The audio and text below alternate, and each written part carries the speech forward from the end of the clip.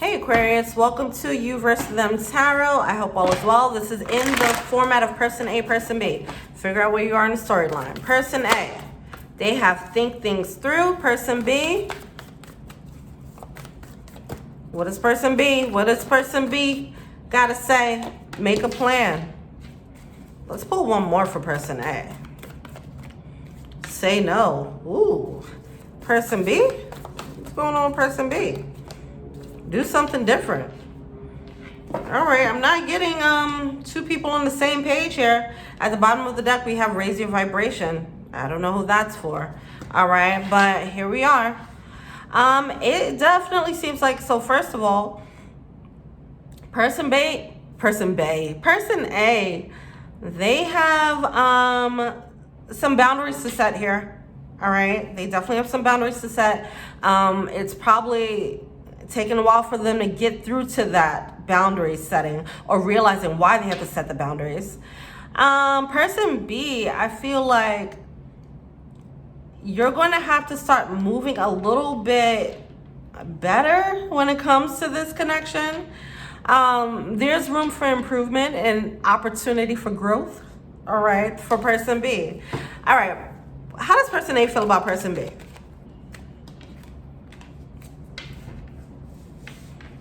Okay, so we have the Knight of Cups in reverse, the Nine of Cups, and the Chariot. So person A is feeling like, this is my dream, but it's kind of covered in shit right now. Like, this is my dream, it's covered in mud, but it's still my dream and wish fulfillment. So somebody's pretty much looking at this situation and seeing the potential. So they want to carry forward with that. They want to build on a potential that they're seeing, even though what they're experiencing is not quite right. How does person B feel about person A? Page of Wands in reverse, Five of Cups, and the Ten of Cups in reverse. I mean, person B, I don't know if they're moving in the most mature manner, and I don't know if they realize the error of their ways. This is why they have to start moving a bit differently. They have to understand how they are affecting person A, because I don't think they understand that. They don't understand that they're showing up. Person B is showing up as a Knight of Cups to person A. This is meaning that they're falling short, okay? They're not showing up appropriately, vulnerable, whatever it is. However it is that person A needs to feel loved, person B isn't doing that, right? But for some reason, person A still feels like person B is the person, the one. So person B, I don't think they just feel, it just feels like they're a little bit selfish or young-minded or kind of oblivious to what they're actually doing, and that they're showing up inappropriately, that they're not showing up as someone who wants to be in love. They're not, are you, if you're person B, are you really focusing on the happiness of person A? Are you checking in to make sure person A is feeling good? Are they making sure that they're satisfied? You know, whatever the case is. I feel like with this Nine of Pentacles, they're moving like, I feel like they move selfishly. They think about themselves a lot. All right, how does person A feel? What are the blockages for person A? Three of Cups, King of Pentacles, Tower in reverse, and the Four of Cups. All right, see, I feel like someone might feel like, okay, I want to see, because I am getting stubborn energy with person A. I feel like if there was a choice that person A had to make, for example, they chose person B. And because they chose person B, then they don't want to feel like they made the wrong choice. That's for some of you guys, okay? This isn't like, if that's not the origin story of this relationship, then disregard that. But for some of you guys, the origin story is person A had two people to choose, and they chose person B. Person B isn't stepping up, and person A doesn't want to admit that they made the wrong decision, so they're locking down. They're hunkering down on this decision because they're like, I made this decision, it has to be right. All right, that's for some of you guys. So if that's the case, then person A, you need to accept that possibly you made the wrong choice here. All right. Yeah. Either way, whether there were two people or not, it does seem like person A does not want to admit that they might have made the wrong choice in dating this person. All right. It's like, I felt like you were my 9 of Cups. I felt like you were my wish fulfillment, my dream person, and I'm going to stick with this. But sometimes we make errors in judgment, and that's totally fine. All right. What is a blockage for person B? 2 of Wands. You're really gonna have to put some effort in, okay? Put that elbow grease in. It's time for you to make a plan and do something to make this work here. You have someone here, person B. You have someone here who is dedicated to making it work. If you want to make it work, it's time for you to step up as such. With that Hierophant card, it's time to start thinking about we as opposed to I, all right? It's time to make that conscious decision, thinking about the long-term commitment and what that would take to make it build and grow. We have that Queen of Swords. There's a need for you to be more, I don't know why I'm getting strategic here on their end, but there's a need for you to be more realistic about what you're offering, what you're bringing to the table right now, and what is fair to bring to the table, and maybe have those conversations with person A and figure out what it is that they need. All right, and to figure out if you're matching up. There's a need to have a very clear assessment of and realistic assessment of who you are, what you're bringing, and where you need to grow. What's the advice for person A? 2 of Cups in reverse.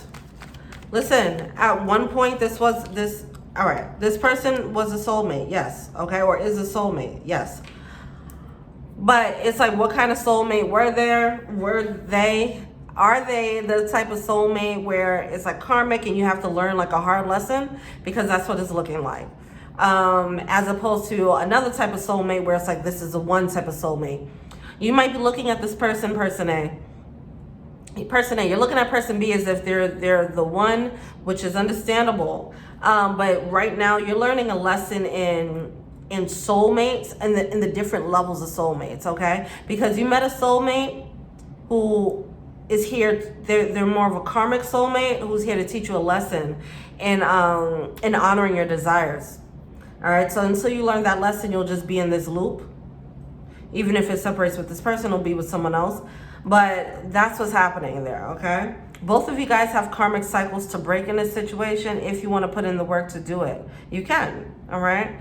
But ultimately, it's looking like person A, there's a need to have a realistic assessment as well. Both of you guys need to be a bit more realistic about this. Yeah. Your karmic lesson, person A, is to know when to say, look, I'm not getting what I want, and I'm out. And obviously it's not that black and white. It's like, okay, I'm not getting what I want. How do I handle it? Talk it out. Okay. If I keep voicing my opinions and it keeps getting disregarded, then you have to move accordingly. It's about that. It's about honoring your desires and setting proper boundaries. That's your lesson. Are you doing that, person A? Have you been doing that? Or have you just been accepting whatever they give you because you think it's a 9 of Cups? What is a 9 of Cups to you? What makes them a 9 of Cups if they're not giving you what you want emotionally? And if they're not giving you what you want emotionally, why are you insisting on giving them this title of 9 of Cups? Maybe they're just a really good partner in bed. Right? And like, just really assess what makes them this 9 of Cups label for you. What have they actually done? And consistently, not about that one time they did that one thing. No, consistent action. How are they showing up consistently in the relationship? What's the advice for person B? But yeah, so person A, I'm sorry. So the advice here is to, assess that, because with the 2 of Cups in reverse, yes, it does have potential for growth, but at some point you're going to have to understand, like, okay, it's time for me to move on with that 8 of Wands, because it's an opportunity for growth. It doesn't mean that person B is going to actually grow. All right. Person B, your advice. You have the 3 of Wands coming out here. Seven of Pentacles. Yeah, you need some assessment too. As I mentioned, both parties need to take a realistic look at this situation and understand that something has to change for there to be more growth in this relationship. All right, person B, I feel like you want this to work with the Three of Wands, but you're not showing up as someone who does want this to work. It's like it's all talk, not much action. It's like you want it to work, but then you're kind of lazy in this relationship. It's like somebody who wants $1 million, but they don't want to put in the effort into building a business plan or whatever, right? That's the type of expectation that this person has. They just want it to magically work out without actually putting in the work, okay? So that is something to work around there. What do the romance angels have to say? All right, we have forgiving and learning coming through.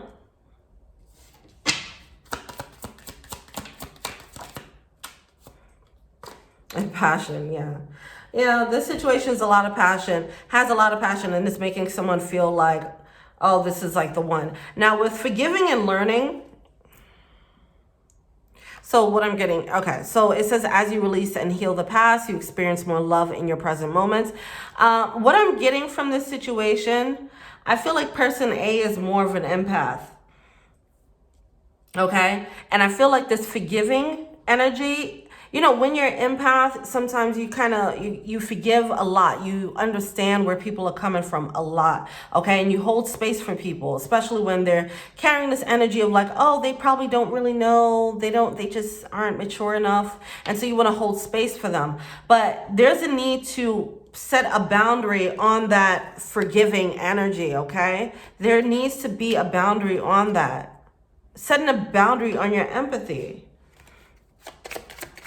What's this person they want to tell person B?